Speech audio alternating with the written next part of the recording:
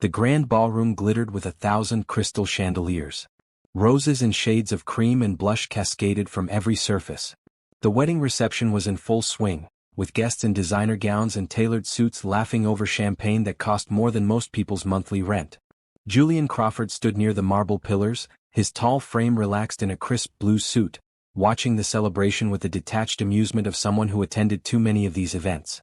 He was about to check his phone when he heard it. A small, broken sound cutting through the orchestra music. Crying. Not the dramatic tears of a tipsy bridesmaid or the happy tears of a sentimental aunt. This was the sound of a child in genuine distress. Julian followed the sound around a corner, away from the main celebration. There, tucked behind a service door that had been left slightly ajar, sat a little girl. She couldn't have been more than 6 years old, with her hair pulled back in 2 neat braids, wearing a simple yellow dress that had seen better days.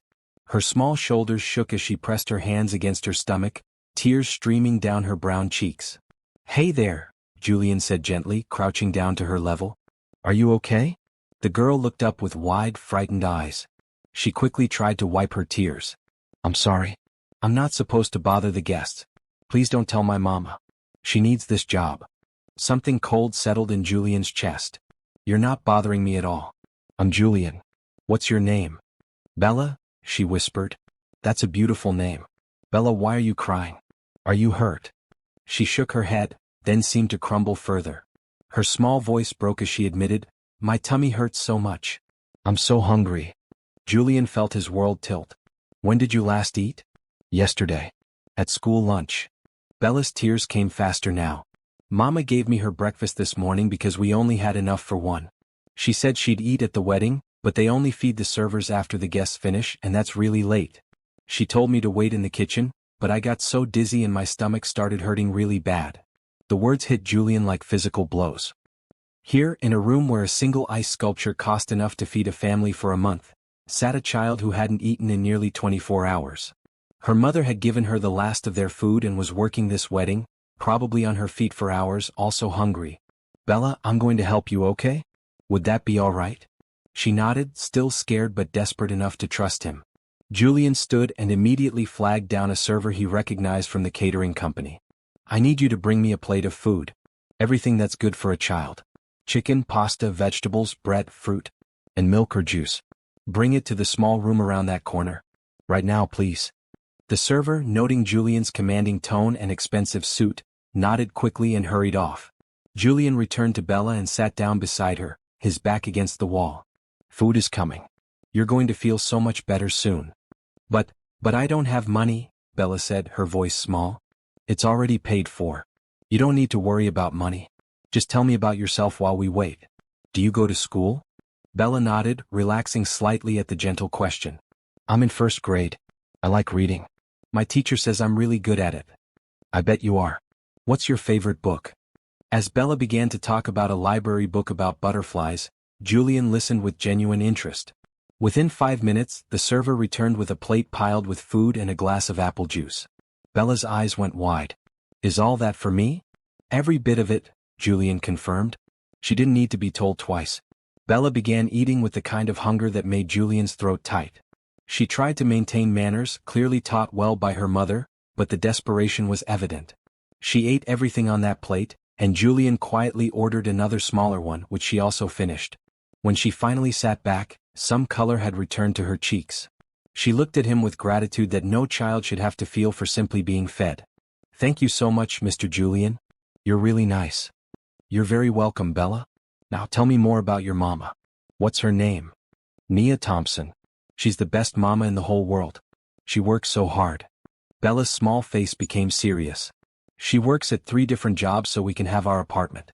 She cleans offices at night after I go to sleep, and she works at a store on Saturdays and Sundays, and sometimes she does catering like today." 3 jobs. Julian repeated, his chest tightening. "Yeah. She says we just gotta keep going and things will get better. She never complains even when I know she's so tired. Sometimes I hear her crying at night when she thinks I'm asleep. But she always smiles for me in the morning." Julian's hands clenched. He'd built his fortune through hard work and good luck, but he'd never known this kind of struggle. The kind where a mother worked herself to exhaustion and still couldn't feed her child. "Bella, where is your mama right now?" "She's serving the guests." She told me to stay in the kitchen and be good, but I felt so sick and dizzy. I didn't mean to leave, but I needed to sit down. You did exactly right. There's no way you should go without food. That should never happen. Before he could say more, a woman's voice called out, filled with worry. Bella? Bella, where are you? A moment later, a woman appeared around the corner. She wore the black and white uniform of the catering staff, but even the plain outfit couldn't hide her beauty. She was an African-American woman, probably in her late 20s, with warm brown skin and expressive dark eyes that were currently filled with panic. Her hair was pulled back in a neat bun, and despite obvious exhaustion, she carried herself with dignity. When she saw Bella sitting with Julian, relief and horror crossed her face in equal measure. Bella? She rushed forward and knelt down. Baby, I told you to stay in the kitchen. You can't bother the guests. I'm so sorry, sir. She knows better than this. Mama, I got dizzy. My tummy hurt so bad, Bella said, tears starting again. The woman, Nia, pulled her daughter close, and Julian saw her own tears threatening. She looked up at Julian with mortification. I am so deeply sorry. She won't bother you again. Please, we can't afford for me to lose this job. Julian shook his head firmly. Stop. You have nothing to apologize for. I'm Julian Crawford, and I'm glad I found Bella. She told me she hasn't eaten since yesterday. Nia's face crumbled. She held Bella tighter, and Julian could see shame, love, and exhaustion warring in her expression. We had a rough week. I got paid tomorrow, but today we just didn't have enough. I thought I could make it through the shift and bring her something after. I didn't know she was this hungry. I'm a terrible mother. No, Julian said with such firmness that both Nia and Bella looked at him. You're working 3 jobs to take care of your daughter. You gave her your last meal. That doesn't make you terrible.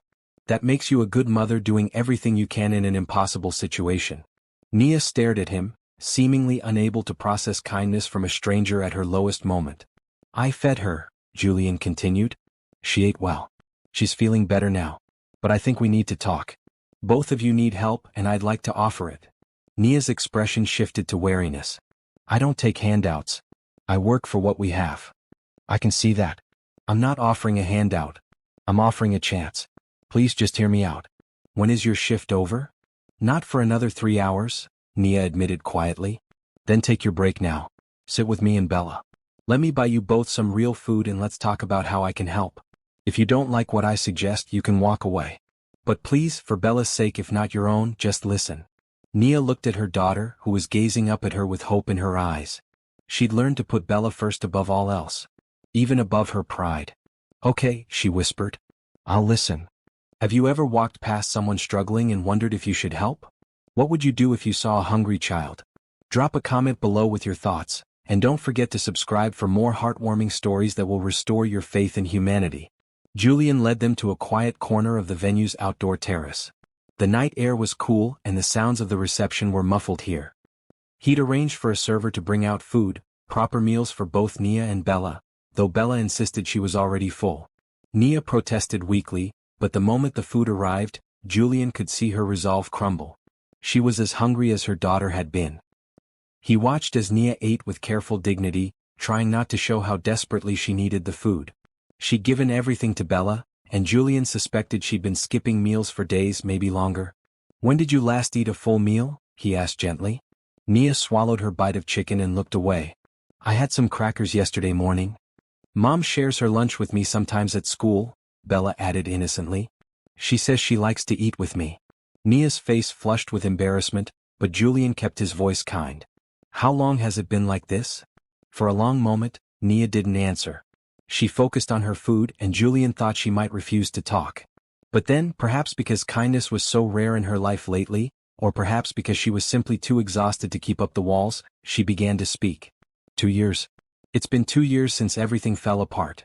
She took a shaky breath. My husband Marcus, no wait. His name was Andre.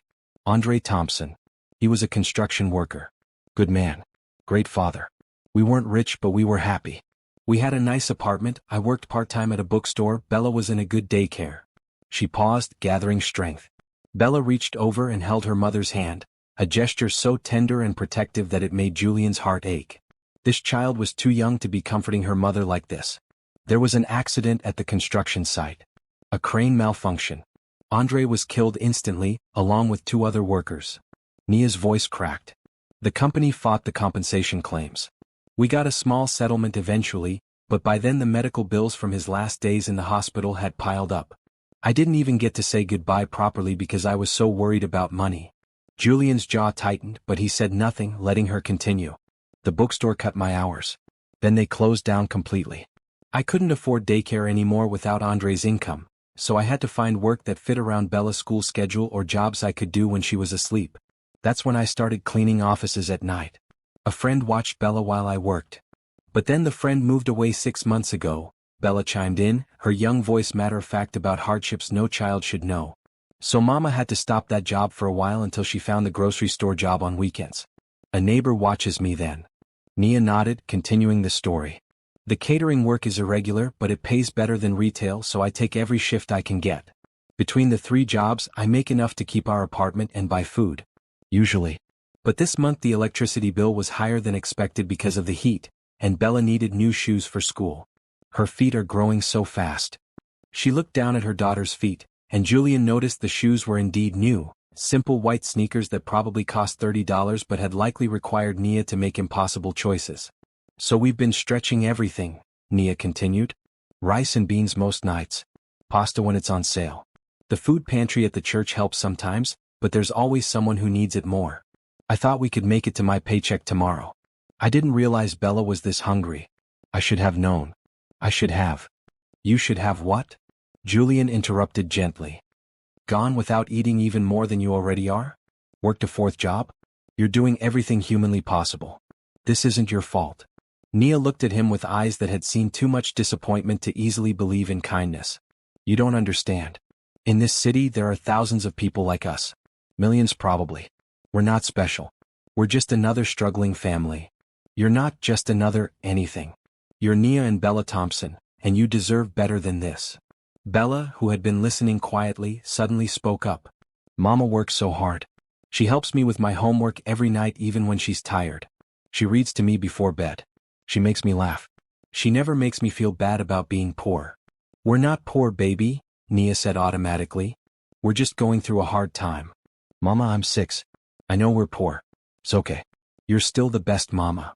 Bella's simple honesty was devastating in its clarity. Julian found himself blinking back unexpected emotion. He'd been raised with every advantage, built a tech empire by his mid-30s, and could buy anything he wanted. But he'd never witnessed this kind of love, the fierce devotion between a mother and daughter fighting to survive. Bella, your mama is lucky to have you. And you're both incredibly strong. But here's the thing about strength. It shouldn't mean you have to do everything alone. It's okay to accept help. I don't like charity, Nia said, her voice firming. I won't raise my daughter to expect handouts. What if it's not charity? What if it's opportunity? Julian leaned forward. I run a company. Crawford Technologies. We develop software and apps. I have a position opening up for an executive assistant. The pay is good, there are full benefits including health insurance, and the hours are regular. 9 to 5, Monday through Friday. Nia stared at him. I don't have experience in tech. You don't need it. You need to be organized, intelligent, able to multitask, and good with people. From what I've seen tonight, you have all those qualities. You're managing 3 jobs and raising a daughter. That takes more skill than most of my employees have. Nia seemed frozen between hope and disbelief. There's more, Julian continued. The company has a scholarship program for employees' children. We partner with excellent schools in the area. Bella could attend one of them with tutoring support if needed, all covered. Bella's eyes went wide. A good school? With a library? A huge library, Julian confirmed. And art classes, sports programs, everything. Nia's hands shook. What? Why would you do this for strangers? People don't just help like this. What do you want from me? The suspicion in her voice was heartbreaking, a clear sign of how many times she'd been let down or taken advantage of. I want nothing from you except to see you and Bella have a fair chance. Here's the truth, Nia. I built my company on the belief that talent exists everywhere but opportunity doesn't. You shouldn't have to work 3 jobs and still go hungry. Bella shouldn't have to miss meals. This isn't right, and I have the power to change it for you. So why wouldn't I? Tears spilled down Nia's cheeks. I don't know what to say. Say yes. Take the job. Let me help Bella get into a good school. You can pay back every cent if it makes you feel better about it, though you don't have to. Just please let me do this. Nia looked at her daughter, who was watching her with those hopeful eyes, and Julian could see the exact moment she made her decision.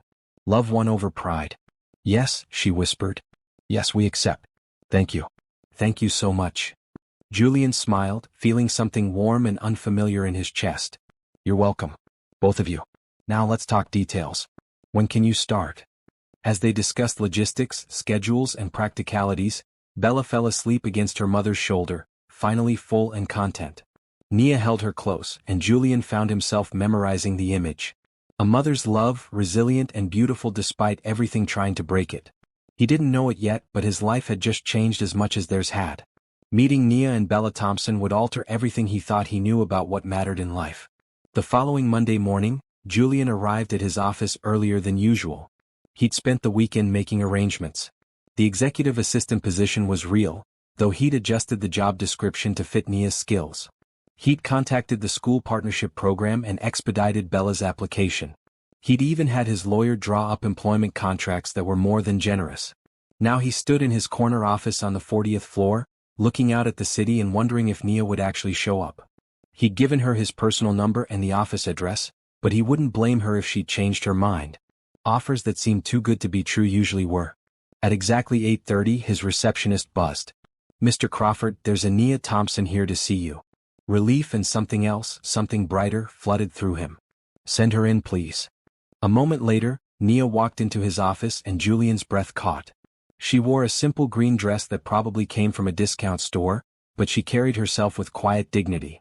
Her hair was styled in natural curls that framed her face, and her dark eyes were clear and determined. Without the exhaustion and fear from the wedding, her beauty was even more evident. Mr. Crawford, she said formally. I'm here for the position. Julian, please. And welcome. He gestured to the chair across from his desk. How's Bella? Nia's face softened into a genuine smile, transforming her completely. She's excited. My neighbor is watching her until we figure out the school situation. She made me promise to tell you thank you again. She's very welcome. Let's get you set up and then we'll go over to the school this afternoon if you'd like. They're expecting us. This afternoon? Nia looked startled. That's so fast. No reason to wait.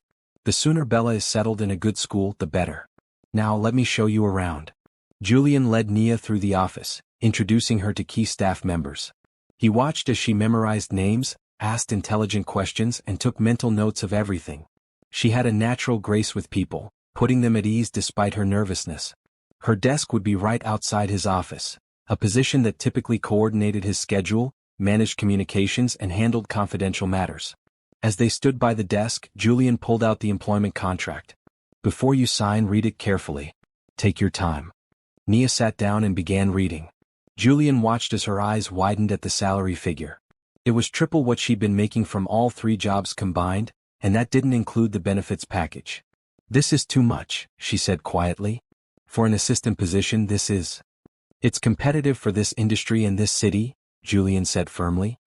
You'll earn every penny. I'm demanding when it comes to work.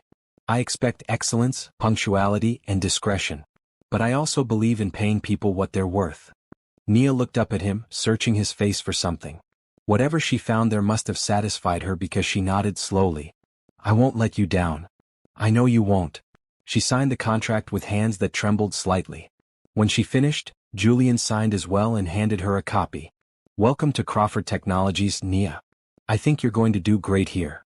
The first few hours were a whirlwind of orientation. Nia met with HR, got her security badge, was set up with computer access and email. Julian watched from his office as she absorbed everything like a sponge. She was sharp, quick to learn, and asked questions when she didn't understand something. At lunch, he insisted they eat together while going over his schedule for the coming weeks. They sat in his office with sandwiches from the deli downstairs, and Julian found himself enjoying her company.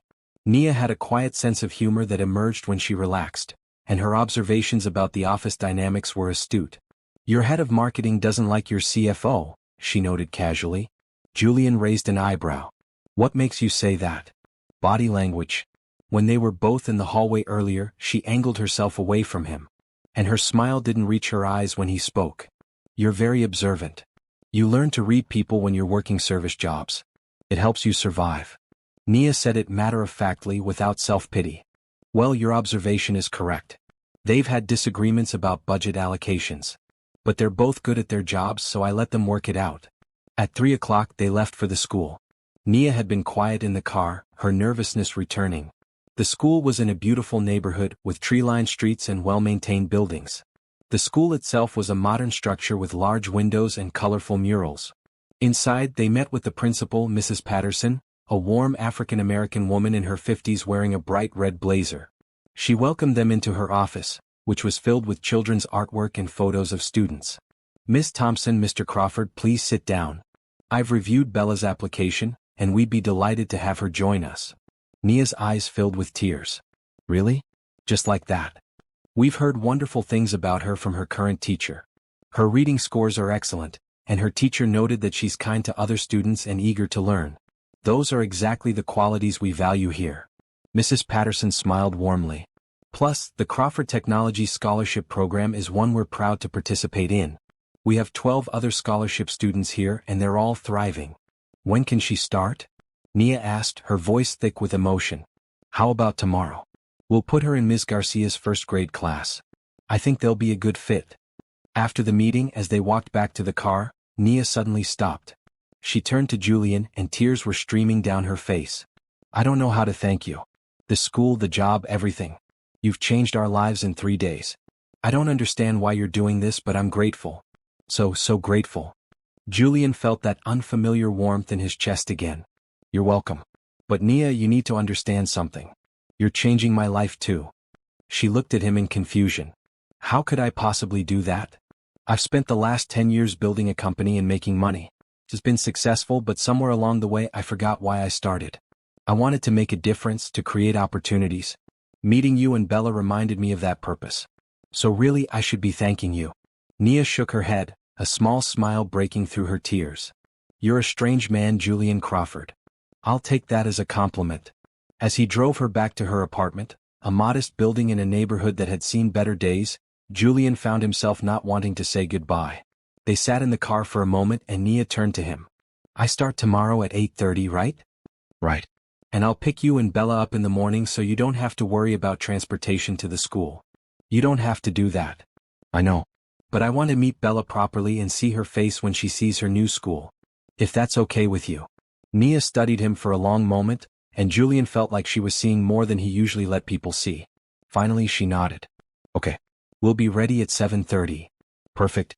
Sleep well, Nia." "You too, Julian. And thank you. Again." He watched her walk into her building, and only when she disappeared from sight did he drive away. His phone rang immediately. It was his business partner and best friend, Todd. "Did you really hire someone you met at a wedding to be your executive assistant?" Todd demanded without preamble. "Yes." "Have you lost your mind?" "Possibly. But it's the sanest thing I've done in years." Todd sighed. "Fine. But if this goes wrong, don't say I didn't warn you." "Noted. Talk tomorrow, Todd." As Julian drove home to his penthouse apartment, he realized he was smiling. For the first time in months, maybe years, he was excited about tomorrow. Not because of a business deal or a profit margin, but because he'd get to see Nia again. And Bella. He'd get to see their faces light up with hope and possibility. He didn't know what was happening to him, but he wasn't fighting it. Sometimes the best things in life were the ones you didn't plan for. Julian pulled up to Nia's building at exactly 7:30 the next morning. He'd barely put the car in park when Bella came running out, wearing a new blue dress that Nia had clearly worked magic to acquire overnight. Her braids were adorned with colorful beads, and her face shone with excitement. "Mr. Julian." She ran to the car, then remembered her manners and slowed down. "Good morning. Thank you for picking us up." "Good morning, Bella. You look beautiful. Ready for your first day?" "So ready. Mama said the new school has a big library and art class and everything." She climbed into the back seat just as Nia emerged from the building. Nia wore the same green dress from yesterday but had accessorized it differently, making it look fresh. She carried a bag that Julian assumed held Bella's school supplies and lunch. When she reached the car, she looked apologetic. "I'm sorry about Bella running ahead. She's been up since 5, too excited to sleep." "Don't apologize. Her excitement is wonderful." Julian got out to open the passenger door for Nia, who hesitated before accepting the gesture. The drive to the school was filled with Bella's chatter from the back seat. She talked about everything she wanted to learn, the friends she hoped to make, and the books she wanted to read. Nia listened with a soft smile, occasionally meeting Julian's eyes in the rearview mirror with an expression of wonder, as if she couldn't quite believe this was real. When they arrived at the school, Bella pressed her face to the window. It's even prettier in the morning.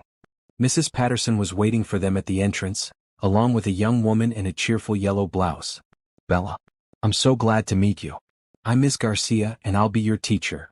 Bella looked at her mother for permission, and Nia nodded encouragingly. It's okay, baby. Go ahead. Miss Garcia took Bella's hand. Would you like to see your classroom? I saved you a desk right by the window and we have a class pet. His name is Sparkles and he's a guinea pig. Really? Can I pet him? Of course. Come on, I'll introduce you. As Bella walked away with her new teacher, she turned back once to wave at her mother. Nia waved back, her smile bright even as tears gathered in her eyes. Mrs. Patterson patted Nia's shoulder gently. She's going to do wonderfully here. We'll take good care of her. I know you will. Thank you so much. After Mrs. Patterson left, Nia and Julian stood in the hallway for a moment. Nia wiped at her eyes. I'm sorry. I'm being emotional. You're being a mother watching her daughter get a fresh start. There's nothing to apologize for. It's just, I've been so scared for so long. Scared we'd end up homeless. Scared Bella would fall behind in school because I couldn't afford tutors or supplies. Scared she'd resent me for not being able to give her the life she deserves. And now, in less than a week, everything has changed. It doesn't feel real. Julian guided her gently toward the exit. It's real, Nia. You and Bella deserve this. You deserve to stop being scared all the time. In the car on the way to the office, Nia was quiet, looking out the window at the city passing by. Finally she spoke. Can I ask you something personal? Of course. Why aren't you married? Or do you have a girlfriend? You're successful, kind, attractive. I would think you'd have women lining up. Julian laughed, surprised by the directness. Wow. Okay. Honest answer? I've been married to my work for the past decade. I've dated here and there but nothing serious. Most of the women I meet are either interested in my money or they're in the same business circles and just as work-focused as me. I guess I never found someone who made me want to change my priorities. That's sad. Is it? I've been content. Content isn't the same as happy. Nia turned to look at him. Bella makes me happy. Even on our worst days when we had nothing, she made me happy. Don't you want that? Someone who makes you happy just by existing. The question hit Julian harder than he expected. I didn't think I did. But lately, I'm starting to wonder if I've been missing something important. They arrived at the office and the day began in earnest. Nia proved to be everything Julian had hoped for in an assistant. She organized his chaotic calendar with ruthless efficiency, fielded calls with professional grace, and anticipated his needs before he voiced them. By lunchtime, his previous assistant's 3-month backlog of filing was already half done. How are you doing this so fast? Julian asked, genuinely impressed. Nia looked up from the filing cabinet. When you've worked 3 jobs, you learn to maximize every minute. Plus, you have a system here, it was just not being maintained. I'm just following the system. They ate lunch together again, this time Chinese takeout from the place down the street. Nia told him more about her life, about growing up in the city with parents who'd worked hard to give her opportunities. She'd met Andre in college, where she'd been studying literature before having to drop out when money got tight. Do you ever think about going back? Julian asked. Finishing your degree? Sometimes. But it's not realistic. I have Bella to think about. The company has tuition assistance programs. If you wanted to take night classes, we could make it work. Nia stared at him. You're serious? Completely. Think about it. Over the next few weeks, a pattern developed. Julian picked up Nia and Bella every morning. He and Nia worked closely during the day, developing an easy rhythm. He found himself looking forward to their lunch conversations, where they talked about everything from books to current events to their childhoods. Nia was intelligent and well-read despite not finishing college, and she challenged his assumptions in ways he found refreshing. After work, he often drove them home, and sometimes Bella would beg him to come up for dinner. Nia would protest that he surely had better things to do, but Julian always accepted. Their tiny apartment was nothing like his penthouse, but it was filled with warmth. Nia cooked simple meals, stretching ingredients with creativity born of necessity, and Bella would chatter about her day at school. One evening, about a month after Nia started working for him, they sat around the small kitchen table after dinner. Bella was coloring at one end while Julian and Nia nursed cups of tea. Can I tell you something? Nia said quietly. Something I haven't told anyone in a long time? Of course. When Andre died, I wanted to die too. Not in a dramatic way, but just, I didn't want to keep going. The grief was so heavy, and then the bills started coming, and I had to figure out how to survive alone with a 4-year-old. There were nights I'd lie awake and think about how much easier it would be to just give up. Julian's chest tightened. What stopped you? Nia looked at Bella, who was humming softly as she colored. Her. Every morning she'd wake up and smile at me. She needed me, so I kept going. One day at a time, sometimes 1 hour at a time. I told myself that as long as I could keep her safe and fed and loved, nothing else mattered. But I was so tired, Julian. So tired. And now, he asked softly. Now I feel like I can breathe for the first time in 2 years. I sleep through the night because I'm not working the graveyard shift. I eat regular meals. Bella is thriving at school. I'm taking an online class, just one to start, because you made me believe I could. She met his eyes. You gave me my life back. How do I ever repay that? You don't need to. But if you want to, just keep being exactly who you are. Keep being an amazing mother. Keep challenging me at work. Keep having dinner with me. Nia smiled, a real smile that reached her eyes and made them shine. I think we can manage that. Bella looked up from her coloring. Mr. Julian, do you want to see what I made? It's a picture of you, me, and Mama at the park. Julian moved to look at her drawing. It showed 3 stick figures holding hands under a bright sun. It's perfect, Bella. Can I keep it? Really? You want my picture? I really do. I'll hang it in my office. Bella beamed with pride, and Nia watched them with an expression that made Julian's heart skip. He was falling for both of them, he realized. Completely and irrevocably falling for this small family that had stumbled into his life. And for the first time in his adult life, Julian Crawford wasn't thinking about business strategies or profit margins. He was thinking about how to make Nia smile more often, how to give Bella the childhood she deserved, and how to become part of their story in a way that lasted. He didn't have all the answers yet, but he knew one thing with absolute certainty. Meeting Nia and Bella Thompson was the best thing that had ever happened to him. 2 months into working together, Julian's business partner Todd finally met Nia. He'd been traveling for an extended period, closing deals in other countries, and hadn't been in the main office. When he walked into Julian's office that Monday morning, he stopped short at seeing Nia at her desk. You must be the famous Nia Thompson I've heard so much about, Todd said, extending his hand. He was a tall man with an easy smile, wearing a maroon suit that spoke of his own success. Nia shook his hand professionally. Nice to meet you, Mr. Bennett. Julian has mentioned you often. It's Todd, please. And wow, Julian wasn't exaggerating. You've transformed this office. I can actually find things now. Julian emerged from his office. Todd, when did you get back? Late last night. Came straight here because I heard rumors about my best friend losing his mind over a woman he met at a wedding, and I had to see for myself. Todd's tone was teasing but not unkind. Conference room, Julian said firmly. Now. Once they were behind closed doors, Todd grinned. She's gorgeous. And clearly competent. So what's the real story here, Julian? Because your emails have been different. Lighter. You're actually leaving the office at reasonable hours. What's going on? Julian sank into a chair. I don't know how to explain it. Meeting Nia and her daughter, it shifted something in me. I realized I'd been building this empire and forgetting why. They needed help, I could provide it, and in the process I remembered what it feels like to make a real difference in someone's life. And you're falling for her, Todd said. It wasn't a question. Is it that obvious? To someone who's known you for 15 years? Yes. Does she feel the same way? I don't know. We're friends. We have lunch together every day. I have dinner with her and Bella a few times a week. But she works for me. It's complicated. Todd leaned back, considering. Okay, let me ask you this. If she didn't work for you, would you pursue her? In a heartbeat. Then maybe you need to change the working relationship. Promote her to something that doesn't report directly to you. Or find her a position in another department.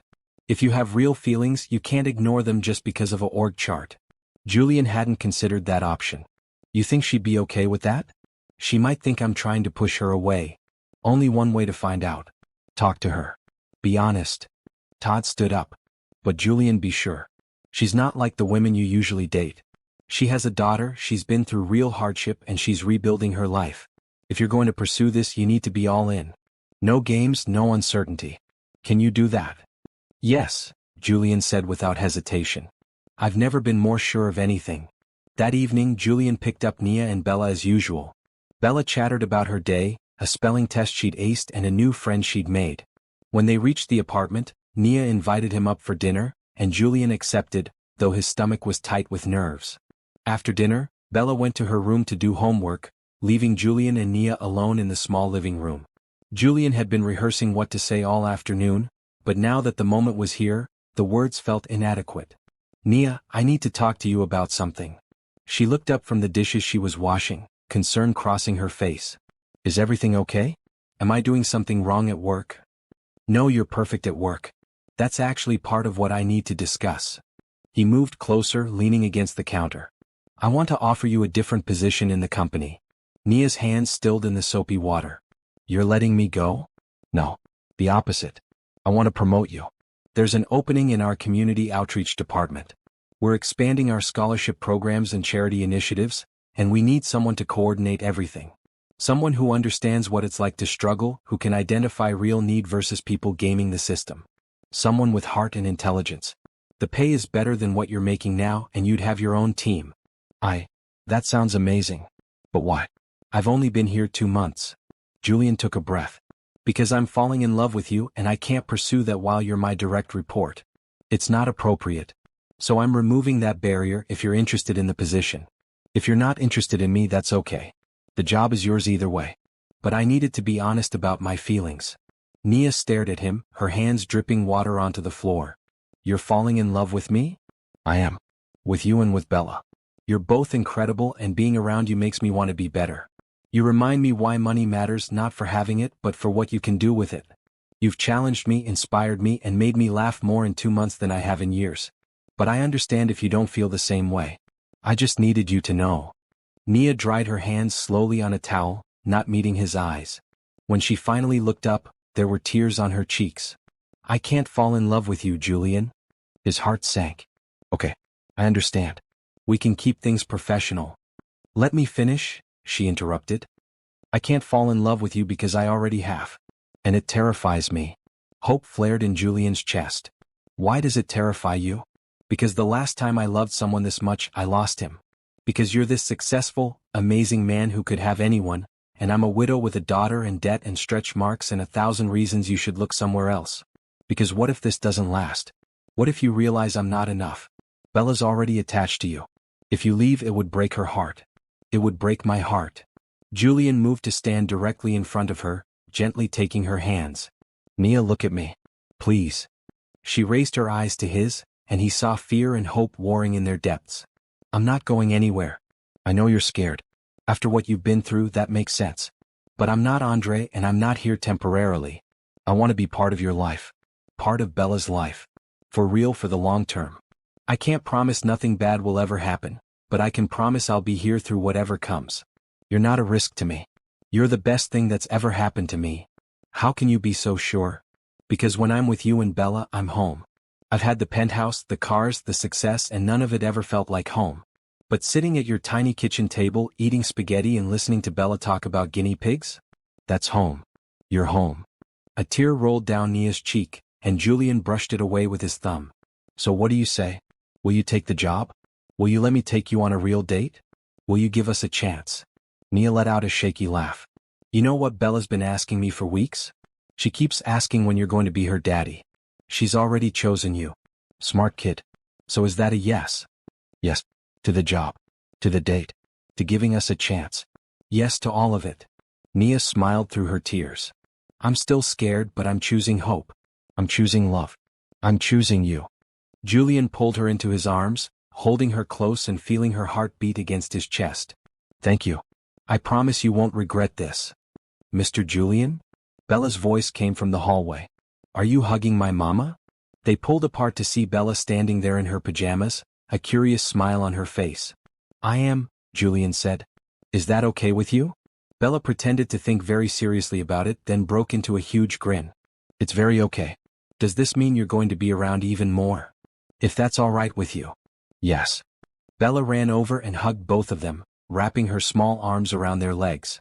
"Can we be a real family now?"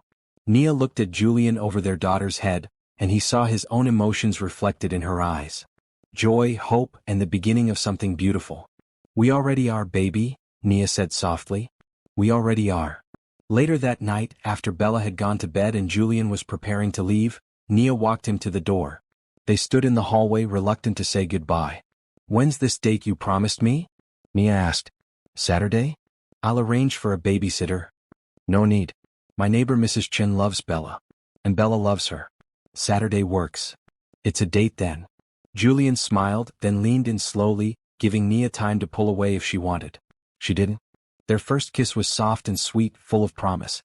When they finally parted, both were smiling. "Good night, Nia." "Good night, Julian. And thank you. For everything." As Julian drove home, he felt lighter than he had in years. He'd built a business empire, but this, falling in love with Nia Thompson and becoming part of her small family, this was his greatest success. And it was only the beginning. Saturday evening arrived with perfect weather. Julian showed up at Nia's door at 7, wearing dark slacks and a crisp white shirt, holding a bouquet of sunflowers he'd chosen because Nia had mentioned they were her favorite. When Nia opened the door, Julian forgot how to breathe for a moment. She wore a simple red dress that hugged her curves, her hair styled in soft curls around her face, minimal makeup highlighting her natural beauty. She was stunning. "Wow," he managed. "You're beautiful." Nia blushed, accepting the flowers with a pleased smile. "Thank you. These are perfect. Let me put them in water and check on Bella one more time." While Nia arranged the flowers, Bella appeared from her bedroom wearing her pajamas, Mrs. Chin following behind her. The older woman gave Julian an approving nod. "You take good care of her tonight," Mrs. Chin said in her accented English. "She deserves nice evening." "I absolutely will," Julian promised. Bella hugged her mother, then surprised Julian by hugging him too. "Have fun on your date. Mama, you look like a princess." "You think so?" Nia kissed the top of Bella's head. "The prettiest princess ever." In the car, Nia seemed nervous, fidgeting with her purse. Julian reached over and took her hand. "Hey, it's just me. You have dinner with me all the time. Not as a date. Not wearing this dress that I spent way too long choosing. Not with you looking at me like that." "Like what?" "Like I'm someone special." "You are someone special. Get used to it." Julian had made reservations at a rooftop restaurant with views of the city skyline. It was elegant without being stuffy, with soft lighting and excellent food. When they arrived, Nia's eyes widened at the view. "This is incredible. I've lived in this city my whole life and never been somewhere like this." "Well, that's changing. You should see all the beautiful things this city has to offer." Over dinner they talked about everything and nothing. Nia told him about her childhood, growing up with parents who'd immigrated from the South and worked hard to give her opportunities. She'd always loved books, had dreamed of being a writer someday. "You still could be," Julian pointed out. "Why not take some creative writing classes? The tuition assistance applies to any degree program." "Maybe. I don't know if I'm any good." "I've read your emails at work. You write beautifully. Clear, concise but with personality. I think you'd be excellent." Nia smiled, looking down at her plate. "You have a lot of faith in me. Because you've given me every reason to have faith in you." Julian shared his own story, growing up in a middle-class family, parents who were teachers, working his way through college and starting his company with Todd in a cramped apartment with more ambition than sense. "I got lucky," he admitted. "Right product at the right time. But somewhere along the way, success became about numbers instead of impact. Until I met you and Bella and remembered what actually matters." After dinner, they walked along the riverfront, the city lights reflecting on the water. Nia shivered slightly in the evening breeze, and Julian immediately took off his jacket and draped it around her shoulders. "Thank you. Such a gentleman. My mother raised me right." He took her hand as they walked. "Can I ask you something?" "Of course." "What do you think Andre would think about this? About us? I don't want to overstep or make you feel like you're betraying his memory." Nia stopped walking and turned to face him. "That's a very thoughtful question. Honestly, I think Andre would be happy. Before he died, one of the last things he said to me was not to close my heart. He said he wanted Bella and me to have full lives with love and joy. He made me promise not to stop living just because he couldn't be there. He sounds like he was a good man." "He was. And you are too. Different from him in many ways but equally good. I think he'd approve of you, especially seeing how you treat Bella. That would matter most to him." Julian pulled her closer. "I love that little girl. How could I not? She's smart, funny, kind, and she has your strength. She loves you too. She told me yesterday that she wishes you were her daddy for real." "Give me time," Julian said softly. "I plan to make that wish come true." They kissed under the stars, the city humming around them, and Nia felt her last walls crumble. She'd been protecting her heart for so long, but Julian had found his way in with his kindness, his genuine care, and his love for both her and Bella. She was done fighting it. When Julian took her home, Mrs. Chin reported that Bella had been perfect, had eaten her dinner, done her bedtime routine, and gone to sleep without fuss. "She's a good girl," Mrs. Chin said. "Like her mama." After Mrs. Chin left, Julian and Nia stood in the hallway, neither wanting the evening to end. "Come in for a bit?" Nia asked. "I could make coffee." "I'd like that." They sat on the worn couch in Nia's living room, close together, talking in quiet voices so as not to wake Bella. Julian told her about his plans for the company's expansion of the scholarship program. "I want to help more families like yours. Kids with potential but limited resources. Parents working themselves to exhaustion. We have the money to make a real difference, and now I have you to help make sure we do it right. When do I start the new position?" "Monday if you're ready. I've already hired someone to take over as my assistant. Her name is Rachel. She's excellent, been with the company for 3 years in another department. I think you'll like her. Feels strange not seeing you all day every day at work. We'll still see each other. Different context, but I'm not going anywhere." He played with her fingers, marveling at how natural this felt. "Plus, now I can take you to lunch without worrying about appearances." They talked until midnight, losing track of time in the comfort of each other's company. When Julian finally stood to leave, Nia walked him to the door. "Tonight was perfect," she said. "Thank you. First of many. I promise." Their goodnight kiss was longer this time, deeper, full of building passion they were both trying to keep in check. When they finally pulled apart, both were slightly breathless. "I should go before I forget I'm trying to be a gentleman," Julian murmured. Nia laughed softly. "Probably wise. Text me when you get home?" "Absolutely." Over the following weeks, Julian and Nia's relationship deepened. They went on weekly dates, everything from fancy dinners to casual movies to walks in the park. But some of their best times were the simple evenings at Nia's apartment. Julian would bring groceries and they'd cook together while Bella did homework at the kitchen table. He started keeping spare clothes at Nia's place for the mornings when he slept on the couch after late nights of talking and laughing. Nia's neighbors got used to seeing his car parked outside. Bella's art projects now included 3 stick figures in every family drawing. At work, Nia thrived in her new role. She'd assembled a team and was already making connections with schools and community organizations. Her first-hand experience with struggle gave her insights that no amount of business training could provide. She knew which questions to ask, which red flags to watch for, and how to design programs that actually helped rather than just looking good on paper. Julian couldn't be prouder. He'd watch her present at board meetings, confident and articulate, and marvel at how far she'd come in just a few months. But more than that, he marveled at how she'd always had the strength and capability. She just needed the opportunity to show it. One Sunday afternoon, 3 months into their relationship, Julian took Nia and Bella to a park. They had a picnic, and Bella ran around chasing butterflies while Julian and Nia sat on a blanket watching her. "I have something to tell you," Nia said, a slight nervousness in her voice. Julian turned to her. "What's wrong?" "Nothing's wrong. It's good news, I think. I registered for classes. 2 of them. Introduction to Creative Writing and English Composition. They start next month." Julian broke into a huge smile. "Nia, that's fantastic. I'm so proud of you." "I'm terrified," she admitted. "I haven't been in a classroom in almost 8 years. What if I can't keep up?" "You'll be amazing. And I'll help however I can. We can set up study times. I'll watch Bella when you need to work on assignments, whatever you need." "You do that." "Of course. Your dreams matter, Nia. You've spent 2 years keeping everyone else afloat. Now it's time to invest in yourself too." Bella came running back, out of breath and happy. "Did you see that yellow butterfly? It was so pretty." "I saw it, baby," Nia said, pulling her daughter onto her lap. "Just like the ones in your book.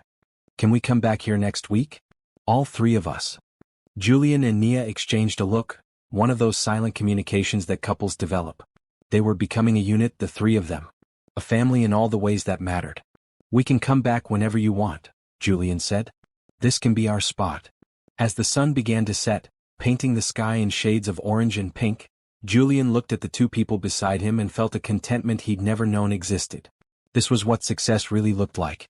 Not a bank account or a corner office, but a little girl's laughter and the woman he loved leaning against his shoulder. He was exactly where he was meant to be. The first semester of Nia's classes flew by in a blur of work, studying, and stolen moments with Julian. He'd been true to his word, showing up every Tuesday and Thursday evening to watch Bella while Nia attended her online classes in the apartment's tiny bedroom that doubled as her study space. On those evenings, Julian would make dinner with Bella, help her with homework and read her bedtime stories. He'd become an expert at braiding hair after watching several tutorials, though his attempts weren't quite as neat as Nia's. Bella didn't care. She loved every minute of having him there. "You're getting good at this dad thing," Nia had told him one night after emerging from a particularly difficult class session to find Julian and Bella asleep on the couch, a book about dragons open across his chest. "Just practicing," Julian had murmured sleepily. "For when it's official." Those words had made Nia's heart skip. They'd been together for 5 months now, but sometimes it still felt surreal. Julian had seamlessly integrated himself into their lives, and Bella treated him like he'd always been there. One Saturday in late autumn, Julian picked them up for a surprise outing. He'd been secretive all week, only telling them to dress warmly. "Where are we going?" Bella asked for the 10th time. "You'll see," Julian said with a mysterious smile. They drove for about an hour outside the city, into countryside that became progressively more scenic. Finally, they turned down a long driveway lined with trees in brilliant fall colors. At the end sat a beautiful house, not a mansion but substantial, painted a cheerful blue with white trim and a wraparound porch. Behind it, Nia could see what looked like a barn and open fields. "What is this place?" Nia asked. Julian parked the car and turned to them both. "It's a house I'm considering buying. I wanted your opinion before I make an offer." "Our opinion?"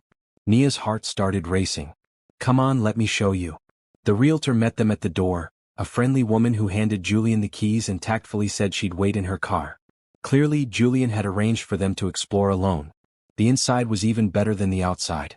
Hardwood floors throughout, large windows letting in natural light, a huge kitchen with an island perfect for cooking together, a living room with a fireplace and a study lined with bookshelves.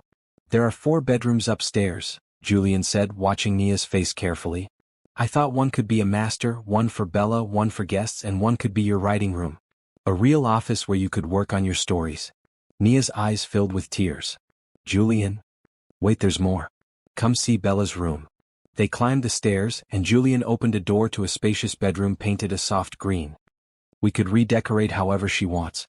And there's a window seat perfect for reading. Plus, look at this." He opened a door inside the room to reveal a large walk-in closet. Plenty of space for all those books she loves. Bella was bouncing with excitement. "This could be my room? Really? If you want it to be." They explored the rest of the house, the master bedroom with an ensuite bathroom, the guest room, and finally, the room Julian had designated as Nia's writing space. It had a window overlooking the backyard, built-in bookshelves, and enough space for a desk and comfortable reading chair. "Julian, this is too much," Nia said, though her voice lacked conviction. "Is it? I've been living in a sterile penthouse that's never felt like home. This place, I could see us here. Family dinners in that kitchen. Bella playing in the backyard. You working on your novel in this room. Holidays around that fireplace. A real home for all of us. But we've only been together 5 months." "I know. And I'm not asking you to move in tomorrow. I'm asking if you could see yourself here eventually. This is something you'd want. Because I don't want to buy a house unless it's somewhere we can all be happy." Nia walked to the window, looking out at the beautiful property. Bella came up beside her, slipping her small hand into her mother's. "I like it here, Mama. It feels happy." Out of the mouths of children, Nia thought. Because Bella was right. This house did feel happy. It felt like possibility and new beginnings. "I can see us here," Nia admitted quietly. "Eventually. When we're ready." Julian's smile could have lit the entire house. That's all I needed to hear. That evening, after they'd returned to Nia's apartment and Bella had gone to bed, Julian and Nia curled up on the couch together. "You know what I realized today?" Nia said. "What's that?" "I'm not scared anymore. For months I kept waiting for something to go wrong, for this to be too good to be true. But you keep showing up. You keep being exactly who you say you are. And I trust you. Completely." Julian kissed her forehead. "Thank you for giving me the chance to earn that trust. I know it wasn't easy after everything you've been through. It was easier than I expected. You made it easy." They sat in comfortable silence for a while before Nia spoke again. "Can I ask you something?" "Anything." "The house. You're really going to buy it?" "I made an offer this afternoon. Above asking price. It should be mine within a month." And you're okay with waiting for us? You could just live there yourself. I could. But that's not what I want. I want you and Bella there with me. When you're ready. Even if that's a year from now or 2 years. The house will be there, waiting for us to make it a home together. Nia shifted to look at him directly. What if I said I'm almost ready now? What if I said maybe 6 months? Julian's eyes lit up. Are you serious? My lease is up in 6 months. And I've been thinking about it a lot. We're together most nights anyway. Bella loves you. You love her. We're already functioning like a family. Why not make it official? Because I don't want to rush you. You're not. I'm choosing this. I'm choosing us. Nia took his hand. I love you, Julian Crawford. I think I've loved you since that first night at the wedding when you fed my hungry daughter and didn't judge me for struggling. You've given us so much, but more than the money or the job or the opportunities, you've given us yourself. Your time, your heart, your presence. That's what matters most. I love you too, Julian said, his voice thick with emotion. Both of you. More than I knew it was possible to love anyone. They sealed it with a kiss, soft and sweet and full of promise. Have you ever experienced a love that changed your entire life? A person who came into your world and made everything better? Share your stories in the comments and subscribe for more heartwarming tales of love, hope, and second chances. Over the next few months they made plans. Nia finished her first semester with excellent grades. She was already working on short stories, and Julian read every word with genuine interest and thoughtful feedback. Her confidence as a writer grew with each piece. At work, her department had successfully launched 3 new scholarship programs and partnered with 15 schools across the city. She'd hired a team of 5 people, all individuals who understood struggle firsthand and brought passion to the work. The board was so impressed they'd increased the department's budget for the following year. Julian's business continued to thrive, but he'd made significant changes to his schedule. No more 16-hour days. He left the office by 6 most evenings, delegating more to his capable team. Weekends were sacred family time. He attended every one of Bella's school events. Her first grade play where she played a sunflower. Her science fair where she created a project about butterflies with his help. Her class field trips where he volunteered as a chaperone. The other parents had stopped giving him surprised looks when he showed up in jeans and a t-shirt instead of a business suit, though there were still some whispers. Is that really Julian Crawford? What's he doing at a first-grade field trip? I heard he's dating Bella's mom, the one who works for his company. Julian didn't care about the gossip. Let them talk. He was living his best life, and their opinions meant nothing compared to Bella's proud smile when she introduced him to her teachers as, "My almost daddy." One Sunday they were at the park when they ran into someone from Julian's business circles. Richard Morrison, CEO of a competing tech company, stopped short when he saw Julian pushing Bella on the swings while Nia sat on a nearby bench with a book. "Julian? I almost didn't recognize you out of your suit." "Richard, how are you?" "Good, good. Is this your?" "This is Bella, and that's her mother Nia, my girlfriend." Richard's eyebrows rose. "I see. Well, nice to meet you both." After some awkward small talk, Richard left, but Julian knew the encounter would fuel more gossip. He was dating a former struggling single mother who'd worked as a server. She was African American and he was white. She had a child. She'd been his employee. The business world would have plenty to say about all of it. That evening Nia brought it up. "That man at the park today. He seemed surprised." "Probably was. My social circle expects me to date trust fund socialites, not real women with real lives." "Does it bother you?" "The gossip." Julian pulled her close. "Not even a little bit. You know what bothers me? Wasted food at business dinners that could feed families. People who measure worth by bank accounts. The idea that someone like you, who has more strength and grace in your little finger than most of them have in their whole bodies, would be considered somehow less than them. That bothers me." Nia smiled against his chest. "You're pretty great, you know that?" "I'm okay. But you and Bella? You're extraordinary." As winter approached and Nia's lease end date drew closer, they began the process of moving in together. Slowly, carefully, they started transferring belongings to the new house. Julian had furnished it with their input, choosing comfort over showiness. The furniture was quality but practical, designed for actual living, not impressing guests. Bella picked out paint colors for her room, deciding on a light purple with white trim. Together, they assembled her new bookshelf and organized her growing library. Nia set up her writing room, crying a little when Julian surprised her with a beautiful antique desk he'd found at an estate sale. "It's for your novel," he'd said. When you write your bestseller, you'll remember where you wrote it. When, not if. Nia had asked. When. I believe in you. They were building a life together, piece by piece, day by day. And it was better than anything Nia had imagined in her darkest days of struggle. She'd gone from barely surviving to thriving, from hopeless to hopeful, from alone to loved.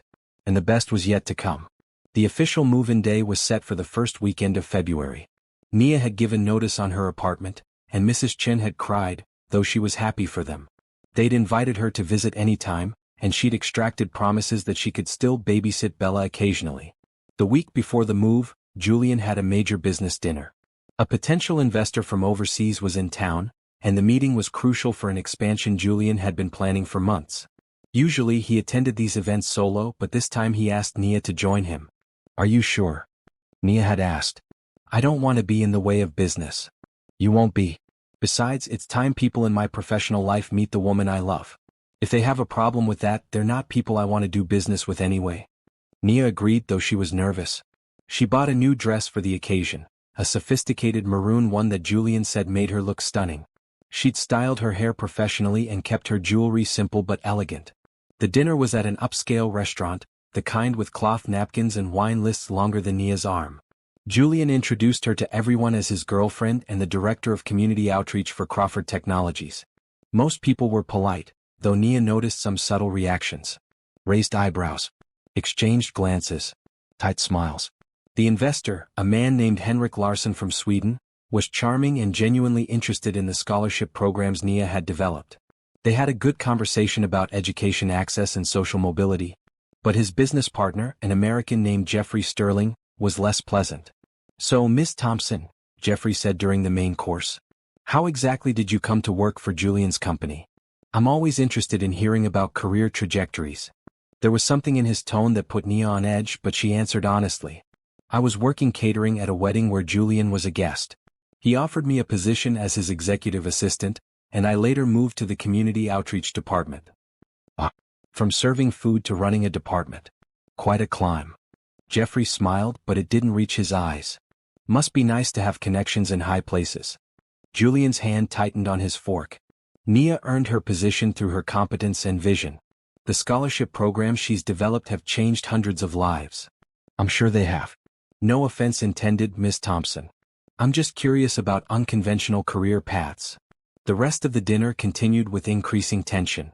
Henrik seemed oblivious, but Jeffrey made several more subtle digs. Comments about diversity hires, and mixing business with pleasure, and the importance of professional boundaries. By the time they left, Nia felt exhausted and small.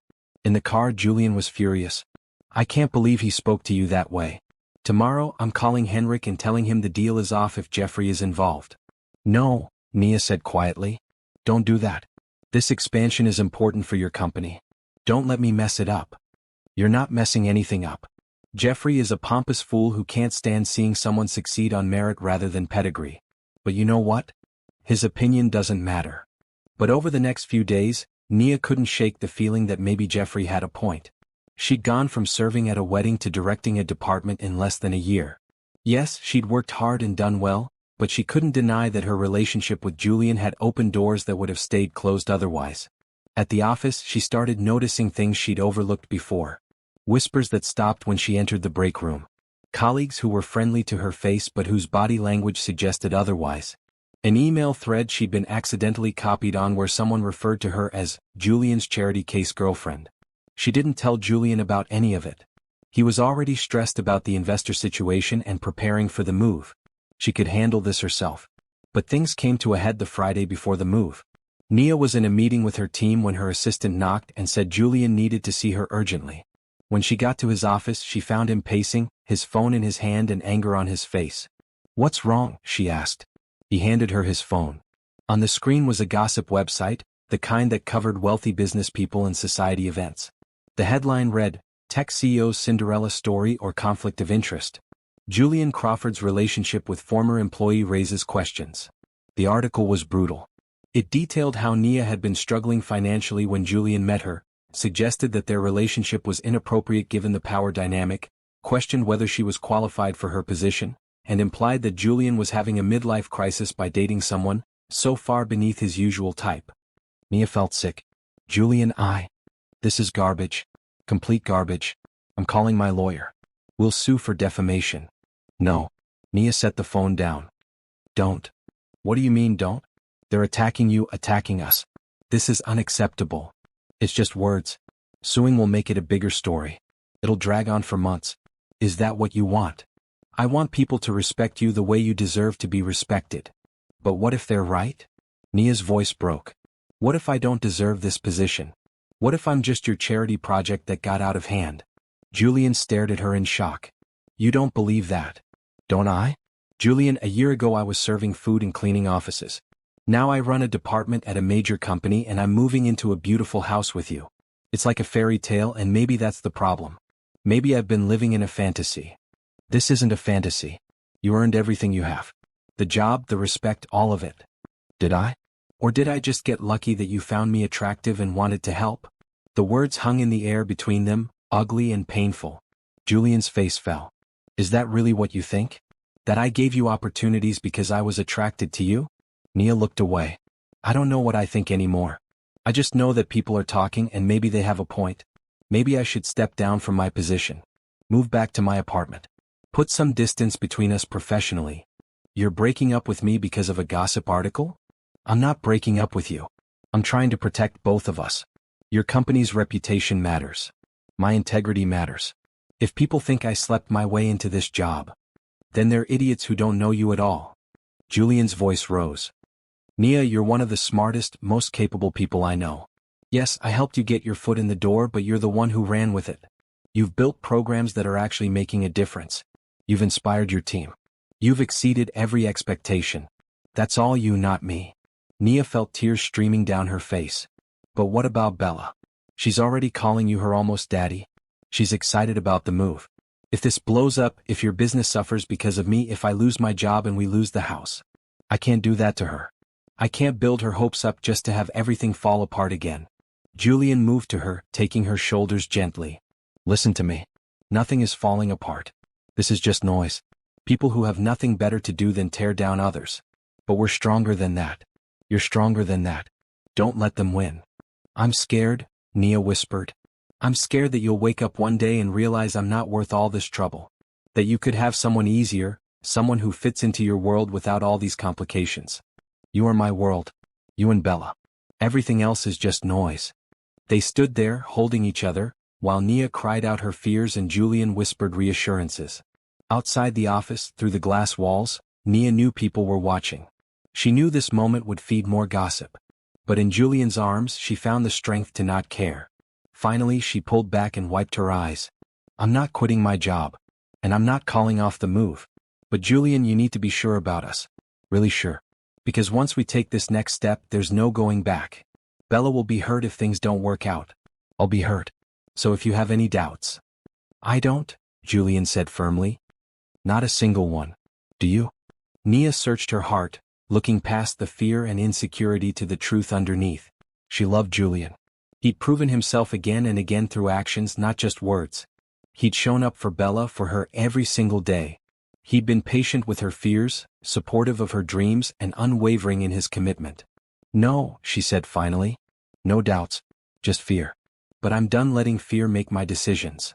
Julian smiled, that warm smile that had first made her trust him all those months ago at the wedding.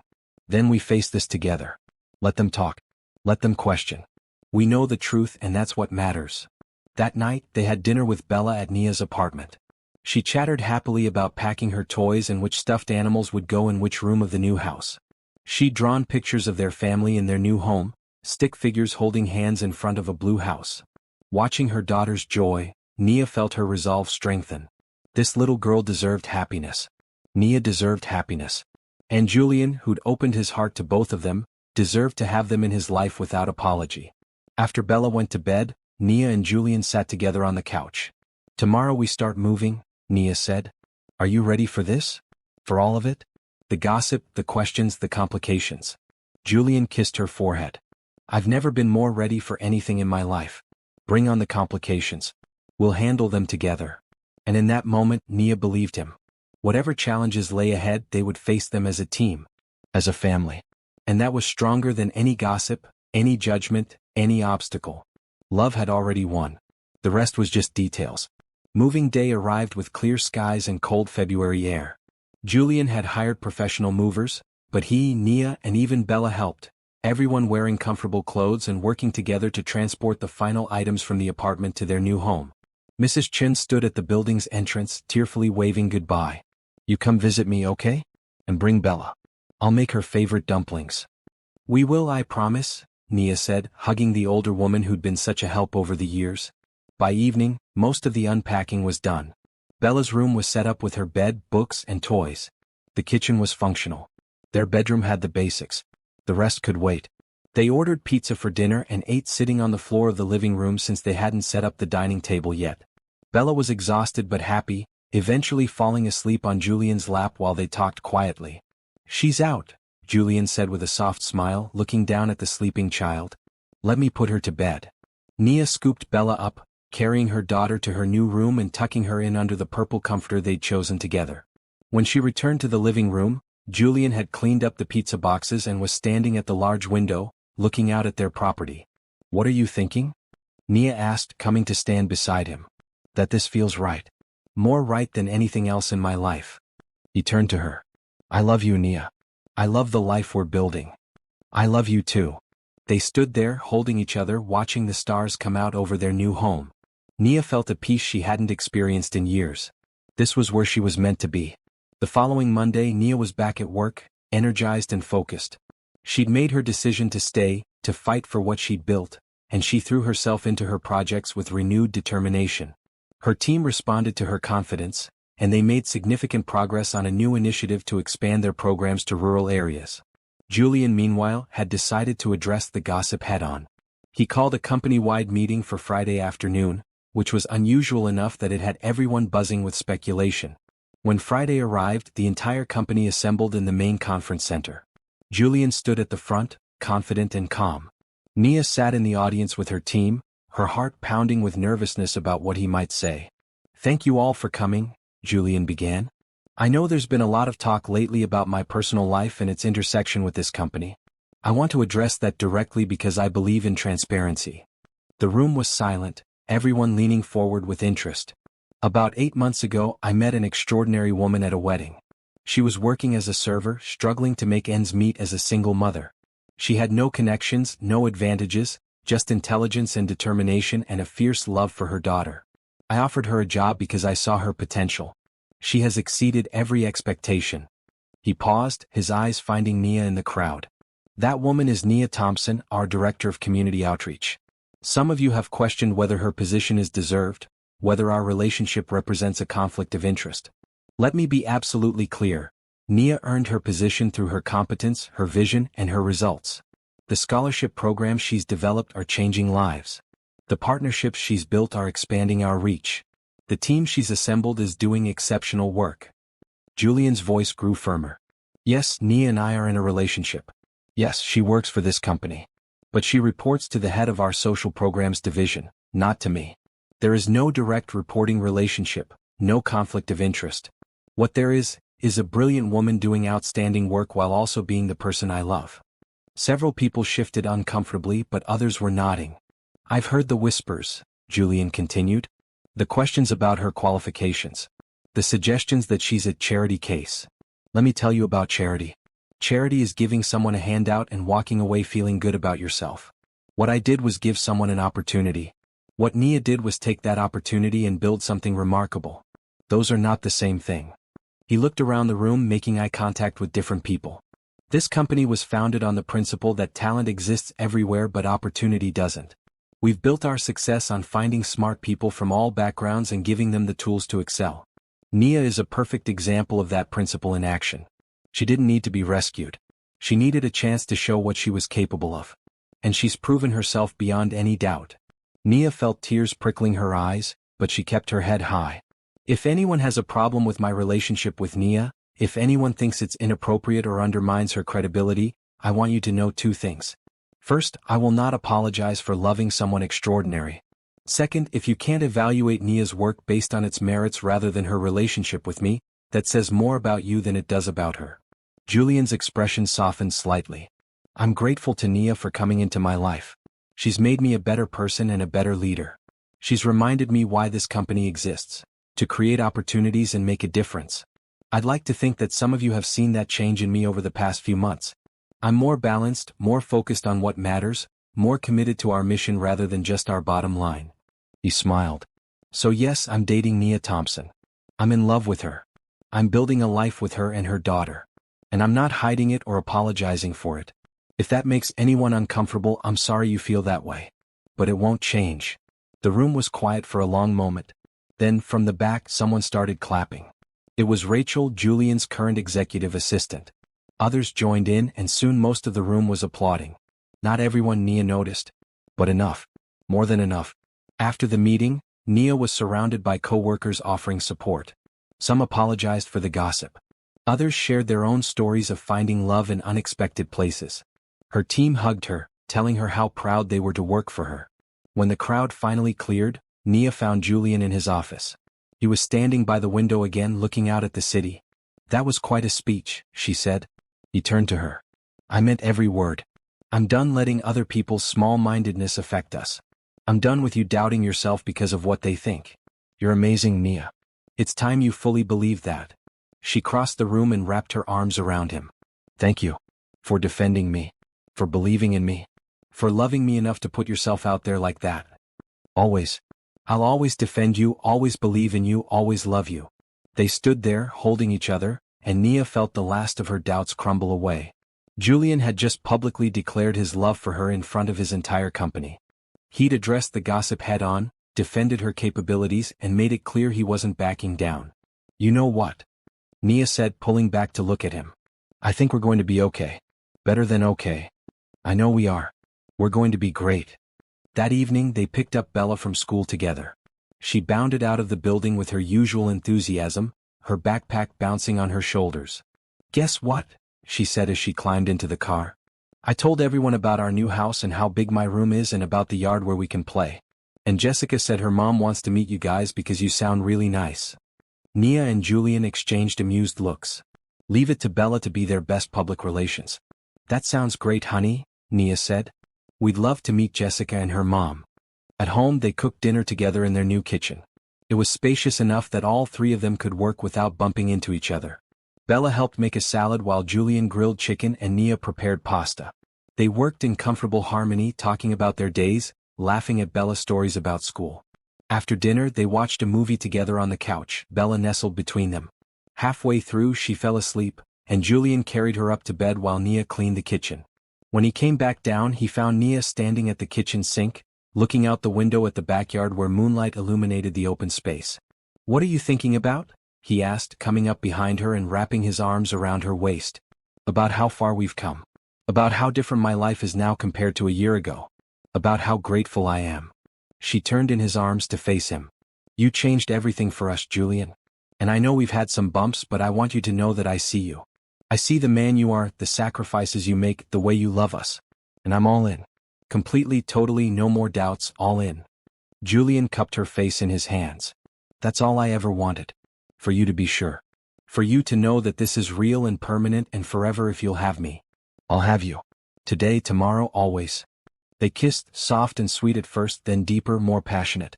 When they finally pulled apart, both were smiling. Come on, Julian said, taking her hand.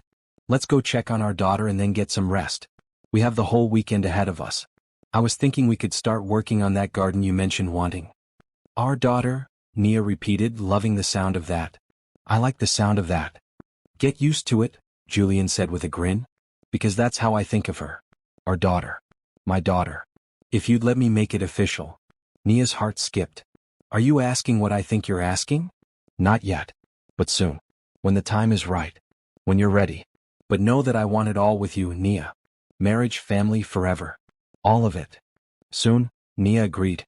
When the time is right. As they climbed the stairs together, Nia felt a happiness so complete it almost scared her. But she was done being scared. She was done doubting. She was done letting fear steal her joy. This was her life now. A beautiful house. A man who loved her completely. A daughter who was thriving. A career she was proud of. A future bright with possibility. She'd survived the darkest times. Now she was ready to fully embrace the light. 6 months passed in a blur of happiness. Spring arrived, turning their backyard into a canvas of green. Nia had finished 2 semesters of classes with straight A's and was now working on a novel, a story about a single mother finding love and hope when she least expected it. Julian read every chapter as she finished it, offering feedback and encouragement. Bella had thrived in her new school, making friends and excelling in her classes. She joined the art club and was taking swimming lessons on weekends. The shy, hungry child from the wedding was now a confident, happy 7-year-old who never went to bed without kissing both her mother and Julian goodnight. At work, Nia's department had expanded again. They'd launched programs in 3 new states and were being profiled in business magazines as a model for corporate social responsibility. Nia had been asked to speak at conferences, sharing her insights on creating meaningful change. The gossip had mostly died down, replaced by respect as Nia's results spoke for themselves. There were still some who questioned or judged, but their voices were increasingly drowned out by those who recognized excellence when they saw it. It was a Saturday morning in early June when Julian suggested they drive out to a park they'd never visited before. It was about an hour from their house, nestled in the hills with beautiful hiking trails and a lake. "I've heard it's gorgeous this time of year," Julian said casually. "Thought we could make a day of it. Picnic, maybe some hiking if Bella's up for it." Nia agreed readily. They packed a lunch, loaded into the car, and drove through countryside blooming with summer flowers. Bella chattered the whole way, excited for an adventure. The park was indeed beautiful, with trails winding through trees and clearings full of wildflowers. They hiked for about an hour, Bella running ahead and then circling back to tell them about every interesting rock or flower she found. Finally, they reached a clearing with a stunning view of the lake below. Julian had brought a blanket, which he spread out under a large oak tree. Nia was about to sit when she noticed Bella's expression. The little girl was practically vibrating with excitement, a huge smile on her face. "What's gotten into you?" Nia asked, laughing. "You'll see, Mama. Just wait." Nia looked at Julian, who was smiling nervously. Suddenly her heart started racing. "Julian? What's going on?" He took her hands and she noticed they were trembling slightly. "Nia, I had this whole elaborate plan. Take you to a fancy restaurant, musicians, rose petals, the whole production. But then I realized that's not us. This is us. Nature, simplicity, the 3 of us together." Tears were already forming in Nia's eyes. "Julian, let me finish. I've rehearsed this." He smiled, then took a deep breath. 8 months ago I was successful but empty. I had everything money could buy but nothing that mattered. Then I met a little girl crying because she was hungry, and her mother who'd given everything to keep her safe. And my whole world shifted. Bella had moved to stand beside Nia, taking her mother's hand and squeezing it excitedly. "Nia Thompson, you're the strongest person I've ever met. You've taught me what real strength looks like. It's not about never falling down. It's about getting back up, again and again, with grace and dignity and love. You've made me a better man. You've made me want to be the person you and Bella deserve." He glanced at Bella, who nodded encouragingly. "We've talked about this, Bella and I. She gave me permission to do this, which I know I needed." Then, to Nia's amazement, Julian knelt down on one knee, pulling a small velvet box from his pocket. Bella clapped her hands in delight. "Nia, I love you. I love Bella. I want to be your husband and Bella's father, officially and forever. I want to wake up next to you every morning and fall asleep holding you every night. I want to support your dreams, celebrate your victories, and be there through every challenge. I want to watch Bella grow up and maybe add some siblings if you'd like. I want all of it, all of you, for the rest of my life." He opened the box to reveal a beautiful ring, a sapphire surrounded by small diamonds. "I chose a sapphire because it's Bella's birthstone. She's part of us and I wanted her to be part of this too. Nia Thompson, will you marry me?" Tears were streaming down Nia's face. She looked at Bella, whose eyes were shining with hope and joy, then back at Julian, kneeling before her with his whole heart in his eyes. "Yes," she whispered. Then louder, "Yes. Of course yes." Julian's face broke into the biggest smile she'd ever seen. He stood, slipping the ring onto her finger, then pulled her into a kiss while Bella cheered and danced around them. When they finally pulled apart, Bella threw herself at both of them. "You're going to be my daddy. My real, official daddy." Julian scooped her up, holding both his girls close. "I already am, sweetheart. I already am. But now we'll make it legal." They spent the rest of the afternoon at that spot, celebrating and planning. Bella had ideas about the wedding. She wanted to be the flower girl naturally, and she thought they should have butterflies, her favorite. "We can make that happen," Julian promised. butterfly decorations everywhere. As the sun began to set, painting the sky in shades of orange and pink, they packed up and headed back to the car. Bella fell asleep on the drive home, exhausted from excitement and hiking. At home, after tucking Bella into bed, Nia and Julian sat on their back porch, watching the stars come out. Nia kept looking at her ring, still hardly believing this was real. "I can't wait to marry you," she said softly. "I can't wait to be your wife. What do you think about a summer wedding? Maybe 3 months from now? I know that's fast, but I don't see any reason to wait." "Neither do I. I want to be your wife as soon as possible." They started planning right there under the stars. A simple ceremony, they decided. Close friends and family only. Nia's parents would come in from out of state. Julian's parents would be there, along with Todd and other close friends. Mrs. Chin would definitely be invited. "I want to hold it here," Nia said. "In our backyard. This is our home where we built our family. It feels right to start our marriage here." "Perfect. We'll set up chairs under the oak tree, have someone officiate there, then a reception on the lawn." Simple, beautiful, meaningful. Over the next few weeks they made arrangements. Nia found a simple white dress that Bella declared made her look like a princess. Bella's flower girl dress was pale purple with embroidered butterflies. Julian bought a new suit in deep blue. Mrs. Chin insisted on helping with the catering, recruiting her friends to cook traditional dishes alongside more conventional wedding food. "You gave me such happiness watching Bella grow. Let me do this for you." Nia's co-workers threw her a wedding shower. Her team gave her a beautiful set of dishes and serving pieces. Even some of the people who'd been skeptical about her relationship with Julian came around, genuinely happy for her. The week before the wedding, Nia's parents arrived.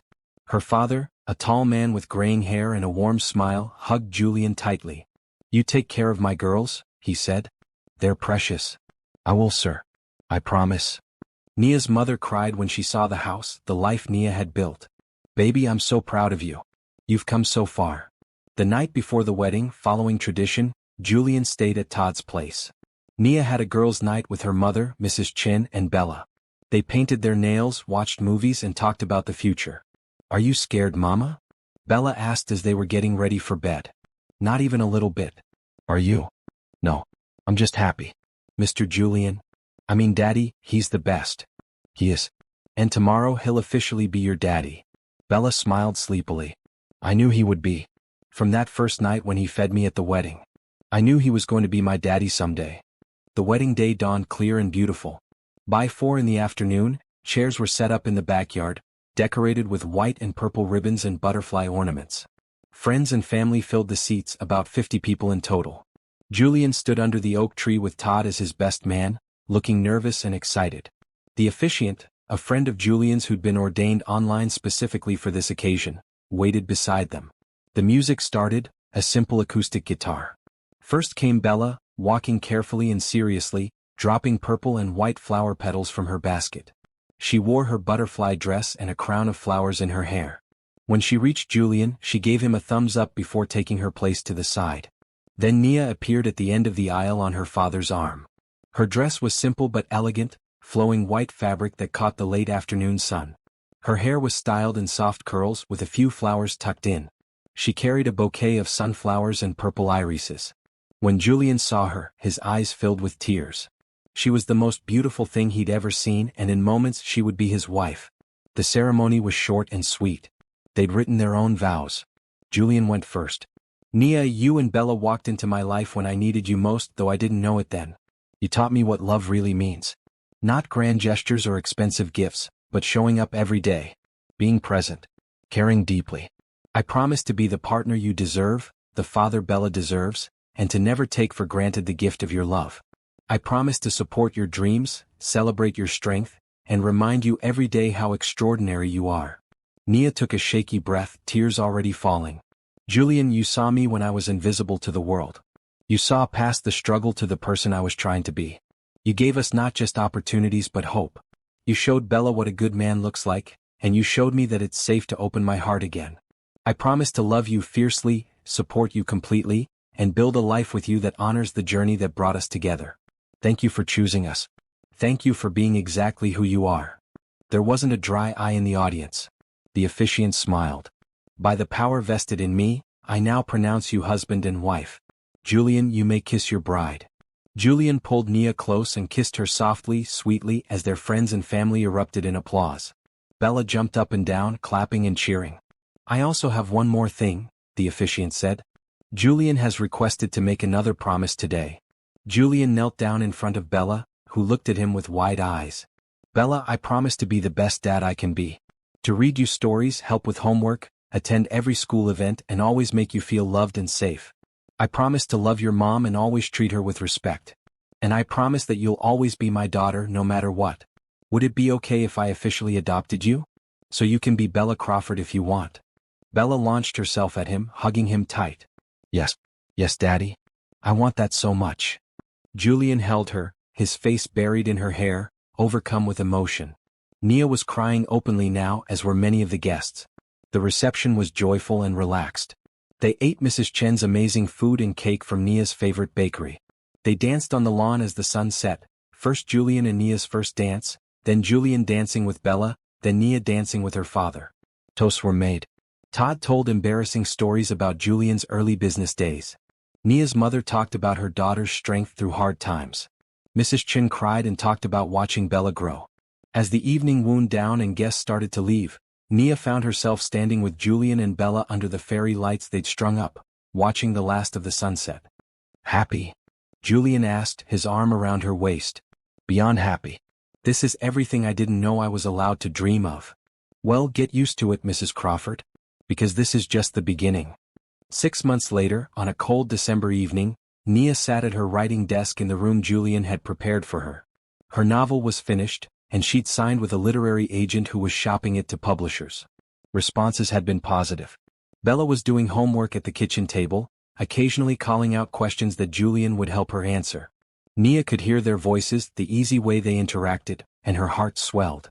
She was Nia Crawford now. Wife, mother, writer, director of community outreach. All these roles she'd never imagined having. And she was happy. Truly deeply happy.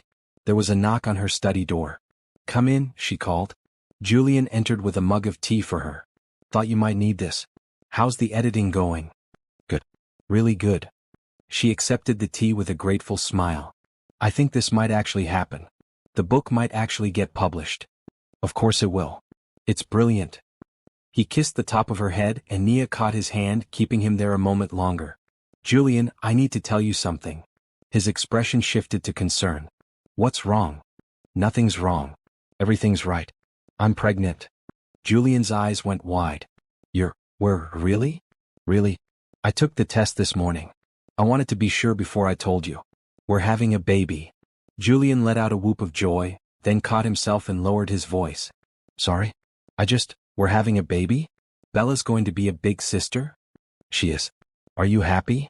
Instead of answering, Julian pulled her up from her chair and spun her around carefully, then set her down to kiss her thoroughly.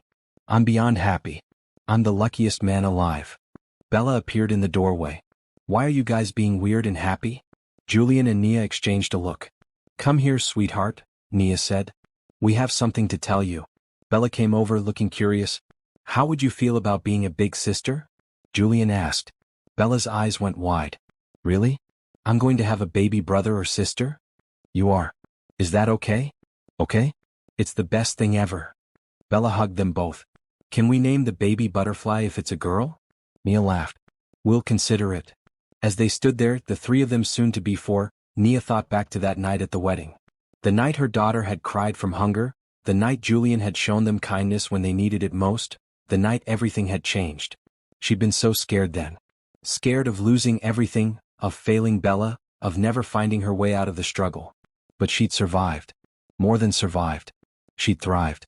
And now, standing in her beautiful home with her husband and daughter, a baby on the way and a book about to be published and a career she was proud of, Nia understood something fundamental. Life had been hard, but hard hadn't broken her. It had made her stronger. It had prepared her for this happiness, taught her to appreciate every moment of it. "I love you both so much," she said softly. "I love our life."